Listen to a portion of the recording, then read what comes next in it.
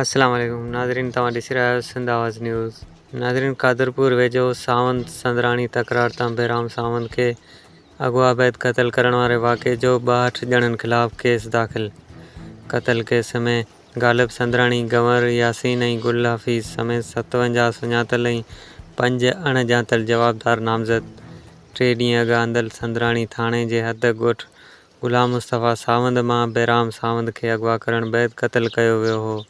बेराम सावंत खे क़त्ल करण खां अॻु संदसि वीडियो बि रिकॉर्ड कई वई हुई। क़त्ल थियण खां अॻु मक़तूल बेराम सावंत जे मुरकनि वारी वीडियो सोशल मीडिया ते वायरल थी हुई।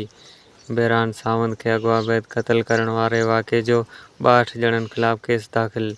नाज़रीन, वधीक अपडेट ऐं बाख़बर रहण लाइ ॾिसंदा रहो सिंध आवाज़ न्यूज़।